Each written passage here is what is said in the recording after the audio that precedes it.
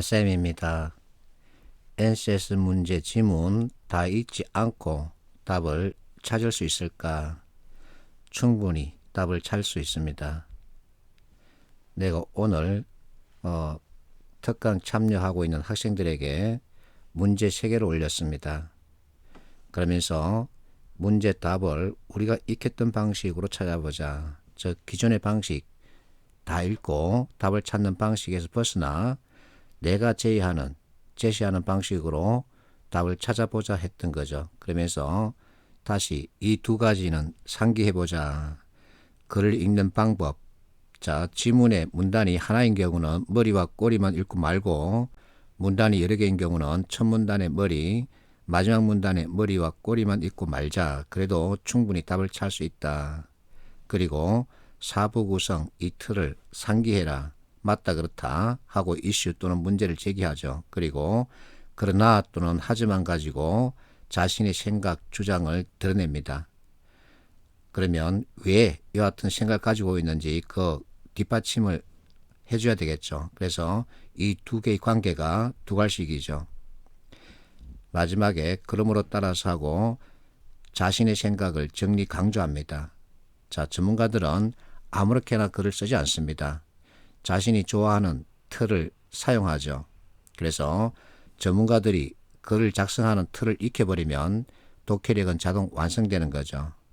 내가 이렇게 말합니다. 글을 읽는 접근법이 아니라 글을 보는 접근법이 한다. 우리가 이 글을 언제 다 읽을 거니? 그래서 글의 키워드만 짚으면 답은 눈에 보인다. 이렇게 말하죠. 그러면서 이 문제를 올리고 자, 우리가 공부했던 방식으로 답을 찾자. 보니까 문제가 행정고시 언어논리 문제였습니다.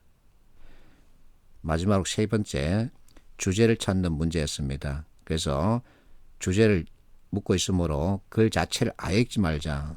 선택지, 진술 구성 특징 가지고 답을 정해보자 했죠. 그랬더니 답이 바로 왔습니다. 첫 번째 4번. 왜 이론이란 단어 가지고 답을 정했다는 거죠. 자, 문제 원문입니다. 주장을 묻고 있죠. 맞다, 그렇다, 그러나 내 의견, 주장이죠. 그래서 그러나를 찾으면 되는 겁니다. 이론이란 단어가 있죠. 이론, 그리고 머리에서 모든이란 표현을 썼죠. 그래서 이 두 개만 연결하면 답은 4번이죠.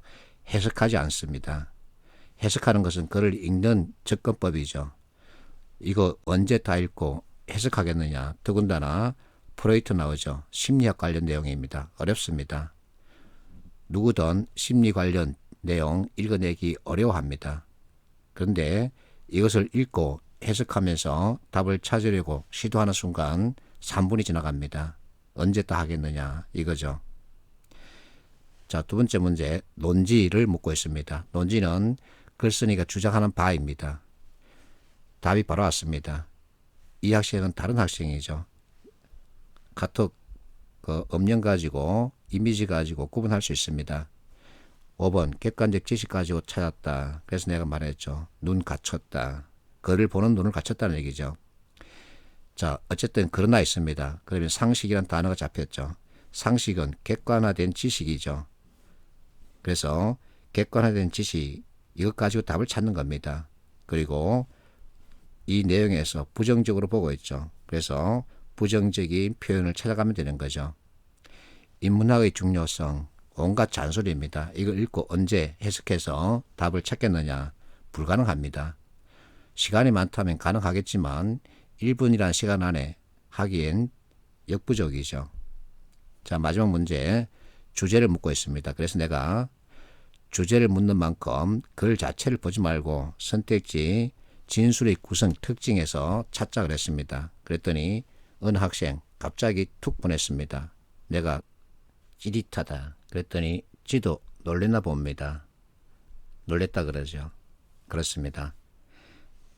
주제를 묻고 있는 만큼 그 틀에 따라서 답을 정하면 됩니다. 주제는 A와 B의 관계를 보는 겁니다. A와 B 관계에서 좋다 나쁘다 이렇게 방향을 잡으면 되죠. 어떤 학생은 4번을 답으로 정했습니다. 이 친구는 주제를 제대로 확인하지 않았나 봅니다. 그래서 물질적 풍요라는 이 단어 가지고 4번을 정해나 봅니다. 그러니까 틀리죠. 그래서 내가 혼을 냈습니다. 자식아, 배운 대로 하지 않으니까 틀리지 않니? 자, 늦게서 다른 학생 답이 왔습니다. 전체 답을 나한테 보냈습니다. 3개 다 맞았습니다. 그러면서 자기도 놀래는 겁니다. 이렇게 하자는 겁니다. 자, 내가 운영하고 있는 블로그 매일 보고 있습니다. 나는 무엇이 궁금하냐면 어떤 검색어를 타고 들어왔을까 이거죠. 자, 어제 날짜입니다. 사부구성, 이항대립, 포맷구조, 사부구성. 학생들이 드디어 사부구성, 이항대립, 포맷구조 이렇게 찾고 있다는 얘기죠. 사부구성을 익히십시오. 그리고 이항대립에 대해서 이해를 하십시오. 그러면 정말 글이 눈에 보입니다. 글을 읽자는 게 아니라 글을 보는 방법을 익히는 게 중요합니다. 자, 의사소통에도 규칙이 있습니다. 그 규칙을 익히면 정말 쉬워집니다. 근데 여러분들은 규칙을 익힐 생각을 하지 않고 문제풀이만 하고 있죠. 문제풀이만 하는 것은 양치기를 말합니다. 그것은 최소비용, 최대효과 원칙에 어긋납니다. 즉 최대비용, 최소효과로 가는 거죠. 그래서 내가 이론에서 비롯된 개념을 익히라 하고 잔소리를 마구마구 해대는 거죠. 개념이 있습니다. NCS는 지식 응용력을 묻고 있는 시험입니다. 그래서 학교에서 익힌 지식을 활용할 수 있어야 됩니다. 그렇다고 해서 그 많은 지식 다시 들춰볼 수는 없죠. 그래서 NCS 문제 풀이에 필요한 개념을 내가 다 정리해 놨습니다. 이 개념을 익히고 산업 현장을 보면 이제 눈에 확 들어오는 거죠. 그걸 하자는 겁니다.